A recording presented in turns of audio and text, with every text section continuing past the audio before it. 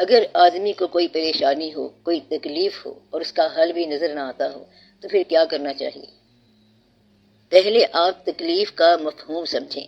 تکلیف اس آدمی کو ہوتی ہے جو اپنے آپ کو کاریگر سمجھے، مطلق العنان جانے اور آزاد سمجھے، یعنی کہ پابندیوں کے اندر اپنے آپ کو آزاد سمجھے۔ ہم جانتے ہیں کہ موت بھی مقرر ہے، یعنی مر بھی جانا ہے، اور زندگی میں صحت اور بیماری بھی ہونی ہے۔ جب انسان کو اپنی بے بسی کا شعور ہوتا ہے تو اس کو تکلیف کا خیال آتا ہے۔ اگر آپ کو اپنی بے بسی اور تکلیف اور مشکل کا حل نظر نہیں آ رہا تو اس میں ایک چیز ضرور نظر آئے گی، اور وہ یہ ہے کہ مشکلات اور حل نہ ہونے والی مشکلات یا انسان کو خدا سے دور کر دیں گی یا خدا کے قریب کر دیں گی۔ اگر مشکل آپ کو اللہ سے دور کر رہی ہے تو یہ مشکل کسی قدیم برے عمل کی سزا ہے، تو یہ مشکل ایک سزا ہے۔ وہ آدمی جو مشکل میں بھی خدا کے پاس نہیں گیا، اس کے لیے مشکل ایک سزا ہے۔ اور اگر مشکلات میں کسی نے اپنے آپ کو خدا کے قریب کر دیا تو ایسی مشکلات تو 1000 بار آئیں۔ یہ مشکل بڑی مبارک ہے کہ جس مشکل نے خدا کے زیادہ قریب کر دیا۔ اب آپ اپنی مشکل کا جائزہ لو کہ آپ اللہ کے قریب ہو گئے ہو کہ دور ہو گئے۔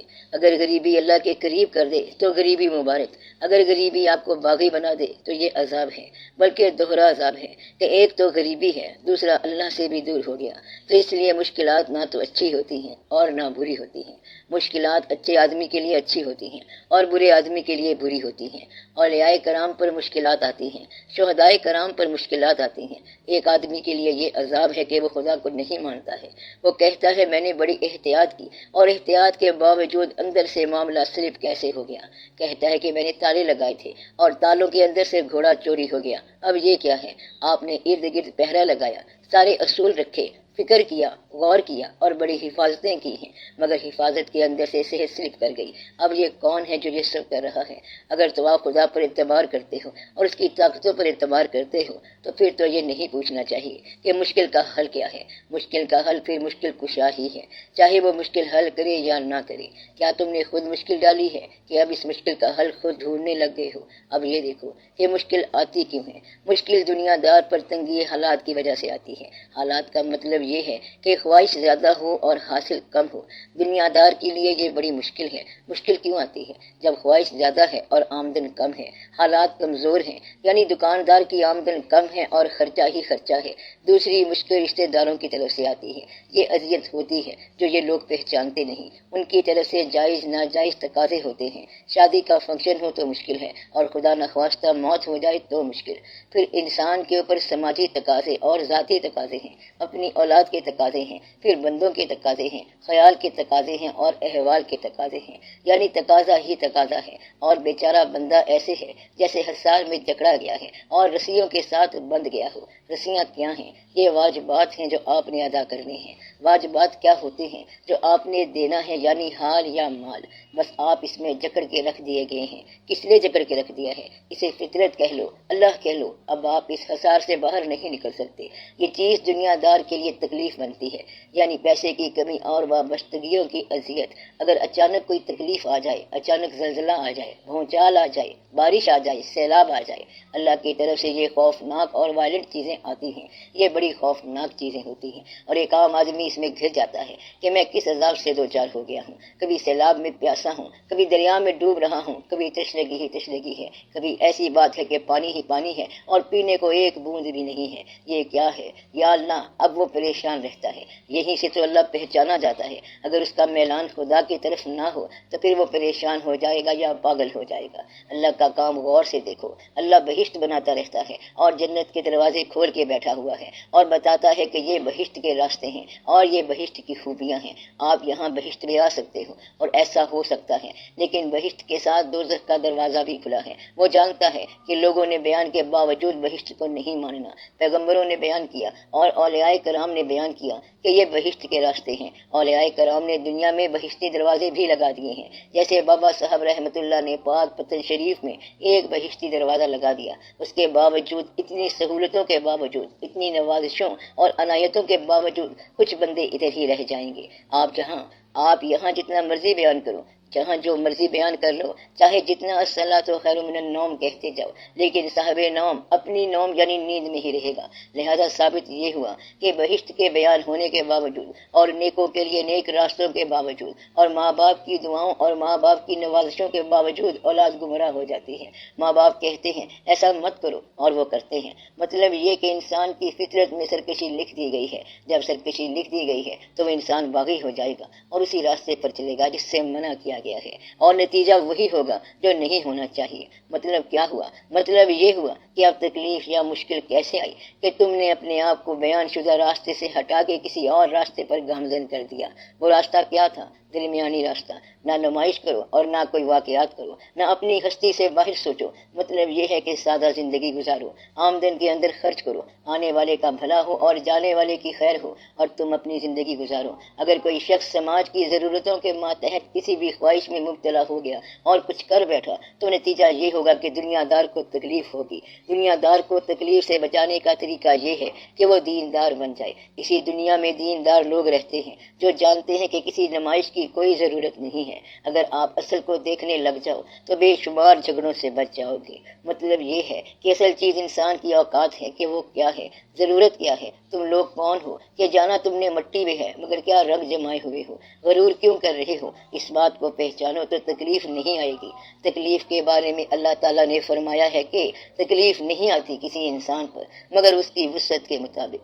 گویا کہ تکلیف آتی ہے تمہیں تمہاری وسعت کا تعارف کرانے کے لیے کہ تم کتنے وسیع ہو، اور اگر تم بے چین ہو گئے تو پھر تکلیف عذاب ہے۔ ایک جگہ اور فرمایا گیا ہے کہ تکلیف آتی ہے مگر جو کچھ کیا تمہارے ہاتھوں نے اس وجہ سے تکلیف آتی ہے۔ تکلیف کیوں آئی؟ تمہارے اعمال، تمہارے کسب کی وجہ سے کہ تم نے جو کچھ کیا۔ آج دیکھ تیرا نتیجہ کیا ہے، جو بویا اب کاٹ۔ تکلیف اس لیے آئی کہ اس کے پیچھے تمہارا اپنا ہاتھ ہے۔ یہ بات سمجھ آئی کہ تکلیف کے پیچھے کون تھا؟ تم نے خود ہی تکلیفیں لکھی ہیں اور اپنے ہاتھ سے لکھی ہیں۔ اپنی تکلیف کا انسان خود مصنف ہے۔ ایک اور جگہ تکلیف کے بارے میں اللہ تعالیٰ نے کہا ہے کہ میرے حکم سے آتی ہے۔ اب یہ تینوں باتیں نوٹ کرو۔ تکلیف آئی اللہ کے حکم سے، اور تکلیف آتی ہے تمہارے کرتوتوں کی وجہ سے، اور یہ تکلیف تمہارا اپنا کیا کرایا ہے، اور یہ کہ تکلیف آتی ہے تیری وسعت کے مطابق۔ اب گلہ نہ کرو، شکر کرو۔ تکلیف جو ہے یہ تمہیں مقام صبر سے متعارف کرانے کے لیے آتی ہے، اور یہ یاد رہنا چاہیے کہ اللہ صابرین کے قریب ہے۔ اللہ کا فرمان ہے کہ ان اللہ مع الصابرین۔ تکلیف دے کر اللہ نے صبر سے تمہیں آشنا کرایا۔ اگر تکلیف پر تکلیف آ جائے تو یہ وقت صبر اور نماز سے گزارو۔ اگر تکلیف آ جائے تو انسان کو کیا کرنا چاہیے؟ اس کا جواب یہ ہوا کہ وَاسْتَعِینُوا بِالصَّبْرِ وَالصَّلَاةِ، یعنی استعانت مانگ، مدد مانگ صبر کے ساتھ اور نماز کے ساتھ۔ تو آپ کی نماز اور آپ کا صبر جو ہے یہ اس تکلیف کا حل ہے۔ تو مشکل کا حل کیا نکلا؟ صبر اور استقامت کے ساتھ وقت گزارنا۔ تکلیف دے کر اللہ تعالیٰ نے صبر کے ساتھ تمہارا تعارف کرایا۔ مشکلات صبر سے تعارف کراتی ہیں، اور یہ مشکلات ایک بڑی نعمت کے ساتھ تعارف کراتی ہیں کہ اللہ تعالیٰ تکلیف والے کے ساتھ ہو جاتا ہے۔ جب اللہ تعالیٰ تمہارے ساتھ ہو گیا تو بڑی مبارک بات ہو گئی۔ اس کا ذرا دھیان کرنا چاہیے۔ اور تکلیف آنے سے یہ ثابت ہوتا ہے کہ تمہیں لوگوں کی تکلیف سے آشنائی مل جاتی ہے۔ یہ جو آج تیرے سر پہ پڑی تو تیری چیخ نکلی ہے، اور وہ جو شخص کل تکلیف سے چلا رہا تھا تم نے اس کی تکلیف کو نوٹ نہیں کیا، تو تکلیف جو ہے تمہیں دوسروں کے درد سے آشنا کرے گی۔ ہوا یہ کہ وہ چلاتا رہا اور تم نے غور نہیں کیا۔ تکلیف کے ذریعے تمہیں اس انسان کی تکلیف سے آشنا کرایا گیا اور جانوروں کی تکلیف سے آشنا کرایا گیا۔ یہ تکلیف اس لیے آتی ہے، کس لیے آتی ہے؟ تمہیں آشنا کرانے کے لیے، تمہیں تم سے آشنا کرانا، تمہیں تمہارے رب سے آشنا کرانا۔ اور تکلیف تمہیں اپنے محسن کے ساتھ آشنا کراتی ہے کہ کون ہے جو تکلیف میں تمہارا ساتھ دیتا ہے، وہی تمہارا محسن ہے۔ اس دنیا میں جہاں غیر ہی غیر ہیں، کوئی اکا دکا محسن مل جائے گا، اور جس نے محسن کی آشنائی کر لی تو یہ بڑی بات ہے۔ گویا کہ تکلیف جو ہے یہ سب سے بڑی ایجوکیشن ہے اور کوئک ایجوکیشن ہے۔ یہ تعلیم نہ کتابوں سے ملتی ہے اور نہ دوسرے واقعات سے ملتی ہے۔ تکلیف کی یہ تعلیم سب سے زیادہ تیز ہے، فوری اور افیکٹو اثر کرنے والی ہے۔ یہ انجیکشن سے بھی تیز ہے۔ تکلیف کے بارے میں میاں محمد صاحب رحمۃ اللہ نے ایک بڑی بات کی ہے: جے دکھ دے کے راضی ہوون تے سکھ دکھاں تو وارے، دکھ قبول محمد بخشا تے راضی رہن پیارے۔ تو اگر وہ دکھ دے کر راضی ہوتا ہے تو ہمیں دکھ قبول ہے، اگر وہ دکھ دے کے راضی ہوتا ہے تو اور کیا چاہیے، زندگی لے کر بھی اگر راضی ہوتا ہے تو بھی ٹھیک ہے۔ تو سب سے بڑی بات یہ ہے کہ صرف اس تصور کے ساتھ خاموش وقت گزار دو کہ جاننے والا جانتا ہے اور وہ دیکھنے والا ہے اور دکھ بھیجنے والا بے خبر نہیں ہے۔ اتنی بات کر لو تو پھر تمہیں کمال حاصل ہو جائے گا، تب تکلیف کمال ہوگی۔ کہتے ہیں کہ یہ مقام دل ہے، یہ مقام دل ہے کہ الاماں، یہ کہاں نصیب قدسیاں کہ فغاں گئی سوئے لامکاں، تو مکیں کا دل تھا ہلا ہوا۔ یعنی کہ اگر فریاد اس کے پاس جائے جس کے پاس سب فریادیں جاتی ہیں تو تکلیف والے کی فریاد عرش ہلا کے رکھ دیتی ہے۔ تو گویا کہ تکلیف نے تمہیں مؤثر کر دیا، افیکٹو بنا دیا، تیری فغاں میں اثر پیدا ہو گیا، تیری فریاد میں تاثیر ہو گئی۔ گویا کہ درد نے تمہیں صاحب تاثیر بنا دیا، اور وہ بے وقوف آدمی ہے جو مار کھاتا جا رہا ہے اور اثر نہیں لیا اس نے، وہ ہر بار مار کھاتا جا رہا ہے اور پھر ایک بڑی تکلیف کا انتظار کرے گا۔ اللہ تعالیٰ نے اس تکلیف کے ذریعے اس کو قریب تر کرنا ہے۔ اب اسے چاہیے کہ اس غم پہ راضی ہو جائے، نہیں راضی ہوتا تو پھر اگلے غم کے لیے تیار ہو جائے۔ اگر وہ یہی قریب ہو جائے تو اگلے غم کی ضرورت ہی کوئی نہیں۔ اب آپ کو پتہ ہونا چاہیے کہ تکلیف ہوتی کیا ہے، تکلیف کس چیز کا نام ہے۔ کیا یہاں کوئی بندہ ایسا ہے جو اپنے حالات پر پوری طرح راضی ہو؟ سب گلہ کرتے ہیں۔ کون آدمی ہے جس کو پیسہ نہیں چاہیے؟ سب کو چاہیے۔ ہر کوئی کہتا ہے دعا کریں تھوڑے سے حالات بہتر ہو جائیں۔ حالات بہتر ہونے چاہیے۔ حالات کیسے بہتر ہوتے ہیں؟ بچے ٹھیک ٹھاک ہوں اور تم ٹھیک رہو۔ ہر آدمی اپنے حالات سے بہتر حالات چاہتا ہے، کیونکہ اپنے علاوہ اپنی زندگی چاہتا ہے، کیونکہ ہر آدمی کی کوئی نہ کوئی خواہش ہے۔ ایسا کوئی نہیں ہے جو ضرورت مند نہ ہو۔ اب اس ضرورت مند کو کیا تکلیف ہوگی؟ وہ چیختا جا رہا ہے۔ بہت کم ایسے لوگ ہیں جن پر قرضہ واجب الادا نہ ہو۔ کون ہے جو ہر طرح سے آسانی میں جا رہا ہو؟ کس کی زندگی آسان ہوئی ہے؟ آپ یہ بتاؤ کہ کون سی آنکھ آپ نے دیکھی ہے جو روئی نہ ہو؟ کیا آپ نے ایسی آنکھ دیکھی ہے؟ میں نے تو نہیں دیکھی۔ کون سی آنکھ ہے جو غم سے یہاں روتی نہیں؟ جانے والوں کی مگر رفتار کم ہوتی نہیں۔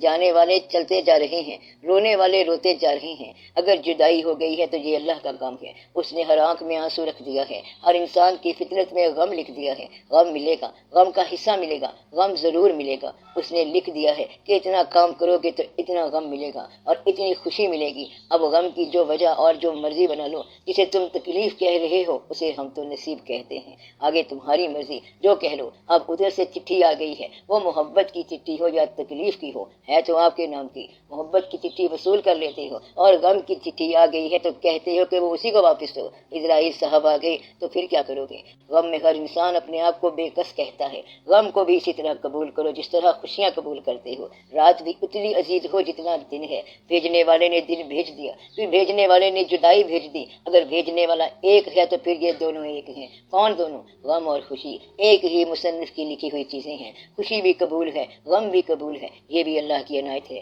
یہ اس کی نوازش ہے کہ غم بھیج دیا۔ اگر خدا کو نہ چھوڑو تو مشکلات تمہیں ترقی دیتی ہیں، تمہاری سختی کو موم بناتی ہیں اور تمہیں حساس طبیعت بناتی ہیں۔ اس لیے غم کی بڑی کارروائی یہ ہے کہ غم تمہیں بہت ہی نرم کر دیتا ہے۔ اگر غم نہ ہو تو انسان پتھر ہی رہتا ہے۔ اگر کسی کا باپ فوت ہو گیا، اللہ تعالیٰ کی بات جب تک تم سمجھو گے نہیں تو تمہیں بات سمجھ نہیں آئے گی۔ ہمیشہ کے لیے دنیا میں رہنے کی اس نے اجازت نہیں دی۔ اللہ کہتا ہے میں اور میرے فرشتے ہمیشہ سے حضور پاک صلی اللہ علیہ وآلہ وسلم پر درود بھیجتے جا رہے ہیں۔ اللہ کا کوئی عمل درمیان سے شروع نہیں ہوتا، اور اللہ پتہ نہیں کب سے درود بھیجا جا رہا ہے، تب سے بھیجتا جا رہا ہے جب سے حضور پاک صلی اللہ علیہ وآلہ وسلم کی شان موجود ہے۔ لہٰذا درمیان میں آنے والے حضور پاک صلی اللہ علیہ وآلہ وسلم پہلے بھی موجود تھے، کیونکہ اللہ تعالیٰ بہرحال کہتا ہے کہ میں درود بھیجتا ہوں اور میرے فرشتے درود بھیجتے ہیں۔ جب تک قرآن کریم موجود ہے درود کا عمل بند نہیں ہو سکتا۔ اگر درود کا عمل بند نہیں ہونا ہے تو رسالت کا عمل جاری ہے، کیونکہ اللہ تعالیٰ کا درود جاری ہے۔ میں بندوں کے درود بھیجنے کی بات نہیں کر رہا۔ اب اللہ جو درود بھیجتا ہے اور درود بھیجتا ہی رہتا ہے، اور ایک خاص میعاد کے بعد موت کا عمل جاری ہوتا ہے۔ تو یہ کیا بات ہوئی کہ اللہ تعالیٰ درود بھی بھیجتا جا رہا ہے اور پھر موت کے عمل سے بھی گزار رہا ہے، یعنی کہ اپنی محبوب ہستیوں کو بھی اس نے موت کے عمل سے گزار دیا۔ یہ اللہ کی شان بے نیازی ہے۔ اللہ تعالیٰ کسی کو بھی اسپیئر نہیں کرے گا، یہ اس کا کام ہے۔ مطلب یہ کہ تکلیف یا غم یا موت کا عمل جو ہے ہر آدمی اس میں سے گزرے گا اور اس میں اللہ کا قرب موجود رہتا ہے. ہر انسان کے ساتھ یہ ہو رہا ہے، ہر انسان کے ساتھ یہ واقعہ ہو رہا ہے. تو حضور پاک صلی اللہ علیہ وآلہ وسلم سے زیادہ اللہ تعالیٰ کے قریب اور کون ہو سکتا ہے؟ اس عمل سے وہ بھی گزر گئے، تکلیف کے عمل سے وہ بھی گزر گئے. آپ مسلمان ہو اور سیرت میں یہ بیان کرتے ہو کہ حضور پاک صلی اللہ علیہ وآلہ وسلم غریب تھے، اور وہاں تم یہ بھی کہتے ہو کہ تمہیں حضور پاک صلی اللہ علیہ وآلہ وسلم سے محبت ہے. سارے مسلمان حضور پاک صلی اللہ علیہ وسلم سے محبت کرتے ہیں. حضور پاک صلی اللہ علیہ وآلہ وسلم غریب تھے، لیکن آپ لوگوں کو غریبی سے محبت نہیں ہے. اگر حضور پاک صلی اللہ علیہ وآلہ وسلم سے محبت ہے، اور آپ خود ہی بیان کرتے ہو کہ حضور پاک صلی اللہ علیہ وآلہ وسلم غریب تھے، تو تمہیں غریبی سے محبت کیوں نہیں؟ مطلب یہ ہے کہ حضور پاک صلی اللہ علیہ وسلم فرماتے ہیں تو پھر تمہیں فاقہ کیوں پسند نہیں؟ یعنی کہ محبوب آدمی کی تو ہر چیز محبوب ہونی چاہیے. تمہاری محبت کے اندر ملاوٹ ہے، ہر شے میں آپ ملاوٹ کرتے جا رہے ہو. محبوب کے پاس جو کچھ ہے اسے بھی محبوب رکھو تو پھر بات سمجھ آئے گی. ایک دفعہ ایک صحابی رضی اللہ تعالیٰ عنہ کا پکا مکان بن رہا تھا. حضور پاک صلی اللہ علیہ وآلہ وسلم نے پوچھا یہ کس کا مکان بن رہا ہے؟ صحابہ کرام رضی اللہ تعالیٰ عنہ نے عرض کی یا رسول اللہ صلی اللہ علیہ وآلہ وسلم یہ فلاں صحابی کا مکان ہے. پھر آپ مسجد کے کچھ نہیں فرمایا، اور کچھ عرصے کے بعد وہ صحابی رضی اللہ تعالیٰ عنہ آئے، سلام کیا، آپ نے منہ پھیر لیا. اس نے باقیوں سے پوچھا کہ حضور پاک صلی اللہ علیہ وآلہ وسلم ناراض سے لگتے ہیں، بات کیا ہے؟ مجھ سے کیا غلطی ہوئی ہے؟ انہوں نے کہا اتنی بات ہوئی کہ حضور پاک صلی اللہ علیہ وآلہ وسلم نے پوچھا کہ یہ مکان کس کا ہے، تو ہم نے بتایا کہ یہ آپ کا ہے. اس کے بعد یہ واقعہ ہو گیا. وہ صحابی رضی اللہ تعالیٰ عنہ گئے اور مکان گرا دیا. واپس آ کر السلام علیکم کہا. حضور پاک صلی اللہ علیہ وآلہ وسلم نے جواب دیا وعلیکم السلام، اور فرمایا کہ تم یہاں ٹھہرنا چاہتے ہو یا تم یہاں سے رخصت ہونا چاہتے ہو؟ یعنی رخصت ہونے والے قافلے کا قیام سے کیا تعلق؟ تو مطلب یہ ہے کہ جب تک تمہیں ساری باتوں کا ایک مربوط انداز میں علم حاصل نہ ہو تو تم پریشان رہو گے. آدھا سامان مغرب سے لیتے ہو، آدھا مشرق سے لیتے ہو. کلینک کا سارا سامان اور یہ الیکٹرانکس جاپان سے خریدتے ہو، کچھ ادھر سے لیتے ہو کچھ ادھر سے لیتے ہو، اور پھر کلمہ نماز پڑھتے ہو. یہ تباہی ہے. اگر تمہیں کلمہ اور کلمہ والے پسند ہیں تو پھر وہ زندگی اختیار کرو جو زندگی ان سے متعلق ہے، تو پھر تمہیں تکلیف نہیں ہوگی. یہی وجہ ہے کہ ہم پاش پاش ہو گئے، ایک مربع سا تو بن گیا ہے، سب ملاوٹیں تو ہو گئی ہیں اور سب پریشان ہو گئے ہیں. اگر انسان کو یہاں سے رخصت ہونا یاد رہے تو وہ بہت ساری تکلیفوں سے بچ جائے گا. وہ چیزیں کرو، وہ مقامات حاصل کرو، وہ سامان بناؤ جو تمہیں رخصت ہونے میں مدد دیں. ایک بندے نے مکان بنایا تو اپنے پیر صاحب کے پاس گیا کہ جناب میں نے مکان بنایا ہے. انہوں نے کہا مبارک ہو، ایسا مکان بنانا کہ چھوڑتے وقت تکلیف نہ ہو. اب تم نے کیا مکان بنانا ہے؟ جتنا اچھا بنے گا اتنا ہی چھوڑتے ہوئے تکلیف ہوگی. لہٰذا ہم جو کچھ حاصل کرتے رہتے ہیں اسے چھوڑنے میں تکلیف ہوگی. تکلیف تو ہر حال میں ہوگی، حاصل میں بھی تکلیف اور چھوڑنے میں بھی تکلیف. بڑی مشکل سے حاصل ہوا اور بڑی مشکل سے چھوڑا. آسانی سے حاصل کر لو اور آسانی سے چھوڑو. ایک درویش ایک آدمی کے پاس گیا کہ خدا کے لیے خیرات کر دو. اس نے کہا بابا جی ٹھہر جاؤ، ابھی میں کام میں لگا ہوا ہوں. کافی دیر گزر گئی. اس نے پھر سوال کیا، کہنے لگا لو جی تھوڑا سا کام اور رہ گیا ہے، کام سے فارغ ہو کے تمہیں دوں گا، ابھی میں مصروف ہوں. وہ درویش غصے میں آ گیا اور کہنے لگا کہ تم اتنے مصروف ہو تو مرو گے کیسے؟ وہ بھی آگے بولا جیسے تو مرے گا. درویش نے کہا دیکھو میں تو یوں مروں گا. درویش نے ایک چادر بچھائی، کلمہ پڑھا اور مر گیا. ہماری موت تو اتنی آسان ہے، تو بتا کیسے مرے گا؟ درویش کے مرنے کے بعد اس کو خیال آیا اور اس پر اتنی ہیبت طاری ہو گئی کہ ساری دکان لٹا دی اور ہر شے چھوڑ چھاڑ کے جنگلوں میں چلا گیا. وہ فرید الدین ایک عام آدمی تھا. اب وہ فرید الدین عطار رحمت اللہ علیہ ہو گئے. ان پر راز آشکار ہو گیا اور مخفی آشکار ہو گیا. وہ بات سمجھ گئے کہ فقیر کون تھا. فقیر یہ بتانے کے لیے آیا تھا کہ تو اتنا بزی ہے کہ تجھے مرنے کی سمجھ نہیں آ رہی، پھر تو وہ موت کے وقت کیسے مرے گا؟ اگر آپ کو مرتے وقت اسرائیل علیہ السلام سے تھوڑی سی مہلت ملنے کا امکان ہو تو آپ اسے بھی یہ کہہ دو گے کہ ٹھہر جاؤ، ابھی 2-4 خطوں کے جواب دینے ہیں، کسی کے پاس جانا ہے، آج تو فنکشن ہے، شادی ہو رہی ہے، ذرا چابیاں دے لوں اور وصیت نامہ لکھ دوں. مگر موت کی تکلیف کا ادراک رکھنے والے معرفت الہی کو پا جاتے ہیں. معرفت الہی کا جو چشمہ ہے وہ سمندر ہی سے نکل رہا ہے اور سمندر ہی میں واپس جا رہا ہے. دریا سمندر ہے کہ سمندر ہی دریا ہے، اور سمندر عجیب شے ہے کہ اس میں سے 4 دریا نکال لو پھر سمندر کا سمندر ہے، 25 دریا ڈال دو تو پھر بھی سمندر ہے. سمندر کچھ نکالنے سے کم نہیں ہوتا اور کچھ ڈالنے سے بڑھتا نہیں ہے. یہ تو بے نیاز ہے، یہ اللہ تعالیٰ کی شان ہے. بے نیاز کی تعریف کیا ہے کہ جس سے کچھ نکالا جائے یا اس میں کچھ ڈالا جائے تو نہ کمی ہو اور نہ اس میں بیشی ہو. اس لیے آنکھیں کھولنے والا کوئی واقعہ اگر آپ کی آنکھ کھول دے تو سمجھ لو کہ وہ اللہ تعالیٰ کی شان بیان کر رہا ہے۔ ہر شے اللہ کے قریب جا رہی ہے، ہر چیز ادھر کو رواں دوا ہے، تو مطلب ہے کہ ہر برے آدمی کے لیے بات مشکل ہے اور تکلیف دہ ہے، اور ہر اچھے آدمی کے لیے ہر بات آسان ہے۔ ہر عمل پیغام دوست ہے، وہ کیا ہے؟ ہر ہونے والا واقعہ اس اللہ کا مظہر ہے، صرف آپ نے ماننا ہے۔ دنیا میں ماننے والے بھی رہیں گے اور منکر بھی رہیں گے۔ تم یاد رکھو کہ ہر مقام اللہ تعالیٰ کا مقام ہے، اور یہاں سجدہ کرو تو خبر وہاں ہو جائے گی۔ اصل میں اللہ جو ہے وہ تیرے دل کے کعبے میں مکین ہے۔ اپنے دل کے کعبے کی تلاشی لو، کہیں اس میں دنیا کی آرزو تو نہیں پھنسی ہوئی۔ اگر دل میں دنیاوی آرزویں ہیں تو تمہیں کعبہ کدھر سے ملے گا؟ پھر تو یہ دل بت کدا بن گیا۔ اگر دل میں دنیا کی آرزو نکالو تو یہی کعبہ ہے اور کوئی کعبہ نہیں، اصل میں یہی کعبہ ہے زمیں پہ کعبہ میرا مکان، میں فلک پہ رکھتا ہوں لامکاں، تیرے دل میں رہتا ہوں ہر زمان، ہے نشان ہی میرا جاوداں۔ کہتا ہے زمین پہ کعبہ ہمارا ہے، کعبۃ اللہ اللہ تعالیٰ کا گھر ہے، آسماں پہ لامکاں ہے، اصل میں رہائش ہے انسان کے دل میں۔ تو اپنے دل کو آرزوؤں سے خالی کر، اسے کعبہ بنا۔ کعبہ کیا ہے؟ وہ اس دل کا نام ہے جو دنیاوی آرزوؤں سے خالی ہو۔ بس یہ اتنا چھوٹا سا کام کرنا ہے آپ نے کہ دل کو آرزوؤں سے خالی کرو، اپنے آپ کو آرزوؤں سے خالی کرو، اپنے آپ کو اللہ کا بنا کے رکھو، اس کی طرف سے جو چیز آتی ہے وہ قبول کرو، چاہے تکلیف دہ ہو۔ دکھ قبول محمد بخشا تے راضی رہن پیارے۔ اگر وہ تمہارے دکھ میں راضی ہوتا ہے تو اور کیا چاہیے؟ اللہ کے ساتھ ہنگامہ نہ کیا کرو اور زیادہ لڑائی نہ کیا کرو۔ ایک کام ضرور کرو، گلہ کرنا چھوڑ دو۔ کسی انسان کا گلہ خدا کے پاس نہ کرنا اور خدا کا گلہ انسان کے پاس نہ کرنا۔ یہ وعدہ کرو۔ کیا وعدہ؟ کہ گلہ نہیں کرنا، یہ نہ کہنا کہ میرے حالات پھر خراب ہو گئے۔ یاد رکھو اللہ تعالیٰ کا حکم نہ ہو تو کوئی مدد نہیں کر سکتا، اس لیے گلہ نہ کرو، اور جاننے والے اللہ سے بار بار تقاضا نہ کرو، اللہ سب جانتا ہے۔ غالب نہ کر حضور میں تو بار بار عرض، ظاہر ہے تیرا حال سب ان پر کہے بغیر، وہ تیرے کہنے کے بغیر بھی جانتا ہے۔ دعا یہ کیا کرو کہ یا اللہ تو جانتا ہے اور تجھے پتا ہے کہ میرے لیے تو نے کیا مقرر کر رکھا ہے، اور جو تو نے مقرر کر رکھا ہے وہ مجھے مانگے بغیر دے دے، اور جو تو نے مقرر نہیں کیا مجھے اس کے مانگنے کی توفیق نہ دے۔ آمین یا رب العالمین۔ بس آپ کی دعا منظور ہو جائے گی۔ کیا دعا کرنی ہے کہ اے اللہ جو میرے لیے ہے مجھے مانگے بغیر دے دے، اور جو میرے لیے نہیں ہے اس کے مانگنے کی توفیق نہ دے۔ آمین۔ آپ کی دعا قبول ہوگی۔ بس اتنا ہی کہنا، جو ہے وہ مانگے بغیر مل جائے گا، جو نہیں ہے وہ مانگنے کے باوجود بھی نہیں ملے گا۔ تو لہٰذا جو ہونا ہے ہونے دو، جو آتا ہے آنے دو، جو جاتا ہے جانے دو۔ تمہارا کام کیا ہے؟ راضی رہنا، اور ہر حال میں راضی رہنا۔ رہنا ہے ہر حال میں راضی، خالق کے سنگ ہے جیون بازی۔